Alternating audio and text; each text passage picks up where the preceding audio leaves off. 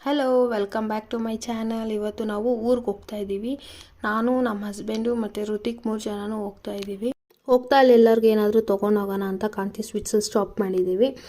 ನಮ್ಗೆ ಏನು ಬೇಕೋ ಅದನ್ನು ತೊಗೊಂಡು, ಋತಿಕ್ಗೆ ಏನು ಬೇಕೋ ಅದನ್ನು ತೊಗೊಂಡು ಹೊರಟಿದ್ದೀವಿ. So welcome to nature. Right ಸೈಡಲ್ಲಿ ಸೇವಂತಿ ತೋಟ ಹಾಕಿದ್ರು, ಲೆಫ್ಟ್ ಸೈಡಲ್ಲಿ ಬಾಳೆ ಮರ ಅದೆಲ್ಲ ಹಾಕಿದ್ರು. ಇದೆಲ್ಲ ನೋಡಿಕೊಂಡು ಹಾಗೆ ಊರಿಗೆ ಎಂಟ್ರಿ ಕೊಡ್ತಾ ಇದ್ರಿ. ಸಿಕ್ಕಾಪಟ್ಟೆ ಮಳೆ. ನಾವು ಹೋಗೋಕೆ ಒಂದಿನ ಹಿಂದೆ ತುಂಬ ಮಳೆ ಬಂದು ನಮ್ಮೂರ ಕೆರೆ ಎಲ್ಲ ತುಂಬೋಗಿತ್ತು. ಈ ಥರ ತುಂಬಿದಿದ್ದು ಸುಮಾರು ವರ್ಷ ಹಿಂದೆನೇ ಅಂತೆ. ಸೊ ಇಲ್ಲಿಂದ ನಮ್ಮಮ್ಮ ಅವ್ರನ್ನೆಲ್ಲ ಕರ್ಕೊಂಡು ತೋಟಕ್ಕೆ ಹೊರಟಿದ್ವಿ. ತೋಟದಲ್ಲಿ ಒಂದು ಮೆಡಿಸನ್ ಪ್ಲಾಂಟ್ ಹಾಕಿದ್ದಾರೆ. ಇದು ಡಯಾಬಿಟಿಕ್ ಇರೋರು ಯೂಸ್ ಮಾಡ್ತಾರಂತೆ.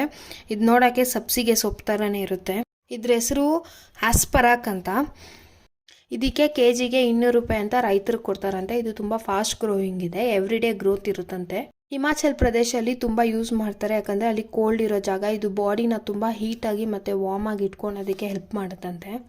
ಇದನ್ನು ನಮ್ಮ ಹಸ್ಬೆಂಡ್ ಟೇಸ್ಟ್ ಮಾಡಿದ್ರು, ನಾನು ಕೂಡ ಟೇಸ್ಟ್ ಮಾಡಿದೆ. ಸೇಮ್ ಹಸಿ ನೌಕೋಲ್ ತಿಂದ ಥರ ಫೀಲ್ ಇರುತ್ತೆ. ನೆಕ್ಸ್ಟ್ ಪಾರ್ಟ್ 2 ವಿಡಿಯೋದಲ್ಲಿ ಶ್ರೀಗಂಧದ ಮರದ ಬಗ್ಗೆ ಇನ್ಫಾರ್ಮೇಷನ್ ಕೊಡ್ತೀನಿ. ಅದನ್ನು ಕೂಡ ಬೆಳೆದಿದ್ದೀವಿ. ಟೇಕ್ ಕೇರ್, ಬಾ.